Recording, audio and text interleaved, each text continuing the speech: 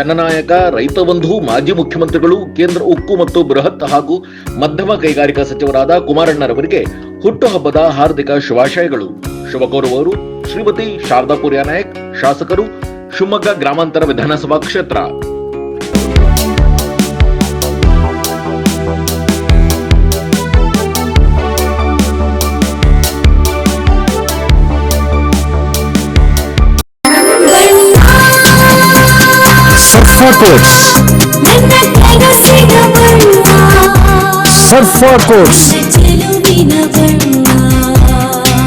ಸರ್ಫಾ quotes ರವರ ಸುದೀರ್ಘ ಬಾಳಿಕೆಯ ಸುಂದರವೂ ಆದ ಜಲಾಧಾರಿತ ಪರಿಸರ ಸ್ನೇಹಿ ಪೇಂಟ್ಗಳನ್ನೇ ಬಳಸಿ. Surfa luxury emulsion paint, odourless, low VOC, good for health, good for earth. Surfa Coats. ಖಾಸಗಿ ವಿಶ್ವವಿದ್ಯಾಲಯಗಳು ಬೇಕಾಬಿಟ್ಟಿಯಾಗಿ ಇಂಜಿನಿಯರಿಂಗ್ ಸೀಟುಗಳನ್ನು ಹೆಚ್ಚಿಸಿಕೊಳ್ಳುತ್ತಿರುವುದನ್ನು ನಿಯಂತ್ರಿಸಬೇಕು ಎಂದು ವಿಧಾನ ಪರಿಷತ್ ಸದಸ್ಯ ಡಾಕ್ಟರ್ ಧನಂಜಯ ಸರ್ಜಿ ಅವರು ಬೆಳಗಾವಿಯ ಚಳಿಗಾಲದ ಅಧಿವೇಶನದಲ್ಲಿ ಉನ್ನತ ಶಿಕ್ಷಣ ಸಚಿವ ಎಂಸಿ ಸುಧಾಕರ್ ಅವರಿಗೆ ಆಗ್ರಹಿಸಿದರು. ರಾಜ್ಯದಲ್ಲಿ 229 ಇಂಜಿನಿಯರಿಂಗ್ ಕಾಲೇಜುಗಳಿವೆ. ಇದರಲ್ಲಿ ಕೇವಲ 27 ಸರ್ಕಾರಿ ಕಾಲೇಜುಗಳಿವೆ. ರಾಜ್ಯದಲ್ಲಿ ಒಟ್ಟು ಸರಿಸುಮಾರು 1,53,916 ಸೀಟ್ಗಳಿದ್ದು 27 ಖಾಸಗಿ ವಿಶ್ವವಿದ್ಯಾಲಯಗಳಲ್ಲಿ 33,000 ಇಂಜಿನಿಯರಿಂಗ್ ಸೀಟ್ಗಳಿವೆ. ಇದಕ್ಕೆ ಹೋಲಿಸಿದರೆ ಸರ್ಕಾರಿ ಇಂಜಿನಿಯರಿಂಗ್ ಕಾಲೇಜುಗಳಲ್ಲಿ ಕೇವಲ 6,495 ಸೀಟುಗಳಿವೆ. ಈ ತಾರತಮ್ಯ ಏಕೆ ಎಂದು ಪ್ರಶ್ನಿಸಿದರು. ಪ್ರಶ್ನೆಗೆ ಉತ್ತರಿಸಿದ ಉನ್ನತ ಶಿಕ್ಷಣ ಸಚಿವ ಎಂಸಿ ಸುಧಾಕರ್ ಅವರು, ಸರ್ಜಿ ಅವರು ಕೇಳಿದ ಪ್ರಶ್ನೆ ವಾಸ್ತವಿಕವಾಗಿದೆ, ನಾನು ಒಪ್ಪುತ್ತೇನೆ. ಎಐಸಿಟಿಇ ಮಾನದಂಡ ಬದಲಾಯಿಸಿದ ನಂತರ ಈ ಸಮಸ್ಯೆ ಯಥೇಚ್ಛವಾಗಿ ಸೀಟುಗಳನ್ನು ತೆಗೆದುಕೊಳ್ಳುವುದನ್ನು ನಿರ್ಬಂಧ ಹಾಕಬೇಕು ಎಂದು ತೀರ್ಮಾನ ಮಾಡಿದ್ದೇವೆ.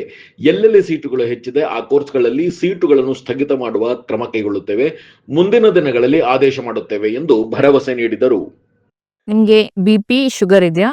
ನಿಮ್ ಬ್ಲಡ್ ಅಲ್ಲಿ ಕೊಲೆಸ್ಟ್ರಾಲ್ ಲೆವೆಲ್ಸ್ ಜಾಸ್ತಿ ಇದೆಯಾ? ಈ ಚೈನ್ ಸ್ಮೋಕರ್ ಇದ್ರ ಅಂಡ್ ನಿಮ್ಗೆ ಏನಾದ್ರು ಕಿಡ್ನಿ ಸಮಸ್ಯೆ ಇದೆಯಾ? ಈ ತರ ಎಲ್ಲ ಇದ್ದು ನಿಮ್ ಕಾಲಲ್ಲಿ ನಡೆಯುವಾಗ ನೋವು ಬರೋದು, ಇಲ್ಲ ಕಾಲಲ್ಲಿ ಆರ್ದೇ ಇರುವಂತದ್ದು ಹುಣ್ಣಿರೋದು ಏನಾದ್ರು ಇದ್ರೆ ನಿಮ್ಗೆ ನಿಮ್ಮ ರಕ್ತನಾಳದಲ್ಲಿ ಬ್ಲಾಕ್ ಇದೆ ಅಂತ ಅರ್ಥ. ನಾನು doctor Nishita, consultant endovascular and intervention radiology, Nanjappa Life Care. ಈ ತರ ಸಿಂಪ್ಟಮ್ಸ್ ಇರೋರಿಗೋಸ್ಕರ ನಾವು ಒಂದು ಪೆರಿಫೆರಲ್ ಆರ್ಟರಿ ಡಿಸೀಸ್ ಕ್ಯಾಂಪ್ ನ ಕಂಡಕ್ಟ್ ಮಾಡ್ತಾ ಇದ್ವಿ ನಂಜಪ್ಪ ಲೈಫ್ ಕೇರ್ ಅಲ್ಲಿ ಡಿಸೆಂಬರ್ 8 ಇಂದ ಡಿಸೆಂಬರ್ 31 ವರೆಗೂ. ಈ ಕ್ಯಾಂಪ್ ಅಲ್ಲಿ ನಾವು ನಿಮ್ದು ರಕ್ತನಾಳದಿರೋ ಬ್ಲಾಕ್ ನ ಡಯಾಗ್ನೋಸಿಸ್ ಮಾಡ್ತೀವಿ ಅಂಡ್ ಅದಕ್ಕೆ ಎಂಡೋವಾಸ್ಕ್ಯುಲರ್ ಟ್ರೀಟ್ಮೆಂಟ್ ಮಾಡ್ತೀವಿ. ಅಂದ್ರೆ ಪಿನ್ ಹೋಲ್ ಸರ್ಜರಿ, ಒಂದು ಸಣ್ಣ ಸೂಜಿ ಗಾತ್ರದ ರಂಧ್ರದಿಂದ ನಿಮ್ಮ ರಕ್ತನಾಳದಲ್ಲಿರೋ ಬ್ಲಾಕ್ಸ್ ನ ಓಪನ್ ಮಾಡ್ತೀವಿ.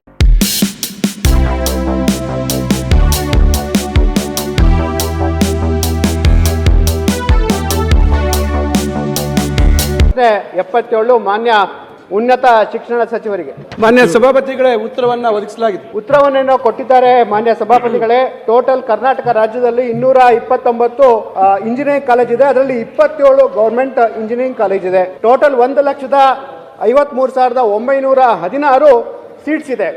ಈ 27 ಅನ್ನೋದ ಅಂಶವನ್ನ ನೋಡಬೇಕು ಮಾನ್ಯ ಸಭಾಪತಿಗಳೇ. 27 ಪ್ರೈವೇಟ್ ಯೂನಿವರ್ಸಿಟಿಯಲ್ಲಿ 33,000 ಇಂಜಿನಿಯರಿಂಗ್ ಸೀಟ್ಸ್ ಇದೆ.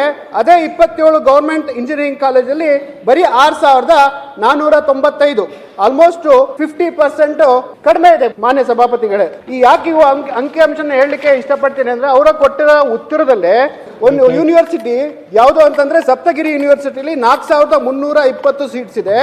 ಆ 4,320 ಸೀಟ್ಸ್ ಅಲ್ಲಿ 4,020 ಕಂಪ್ಯೂಟರ್ ರಿಲೇಟೆಡ್ ಸೀಟ್ಸ್ ಇದೆ, ಅಂದ್ರೆ 90%. ಅದೇ ಗೌರ್ಮೆಂಟ್ ಕಾಲೇಜಲ್ಲಿ ಟೋಟಲ್ 6,500 ಸೀಟ್ಸ್ ಇದ್ರೆ ಬರೀ 10% ಮಾತ್ರ ಕಂಪ್ಯೂಟರ್ ಸೈನ್ಸ್ ಇದೆ.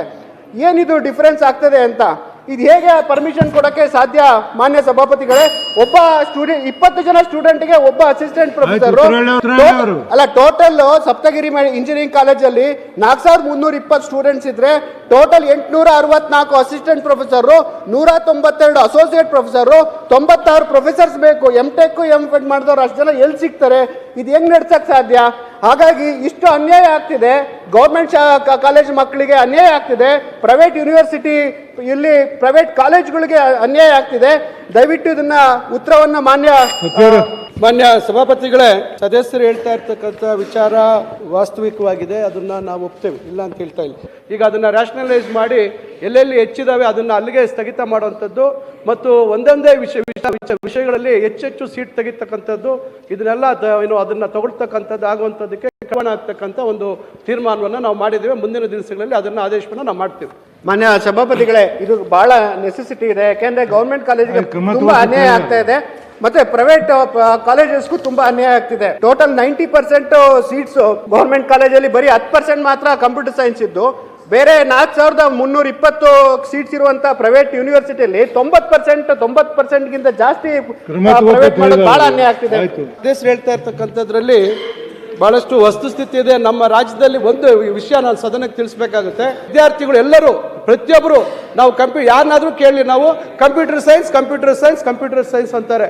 ಇದೊಂದು ರೀತಿ ದೊಡ್ಡ ಸಮಸ್ಯೆ ಆಗ್ತಕ್ಕಂಥದ್ದಿದೆ. ಇದನ್ನ ಗಮನದಲ್ಲಿ ಇಟ್ಕೊಂಡೆ ನಾವು ಕೇಳಿದ್ದು. ಖಂಡಿತ ಇದನ್ನ ಬಹಳ ಗಂಭೀರವಾಗಿ ನಾವು ತೆಗೆದುಕೊಳ್ತಾ ಇದ್ದೀವಿ.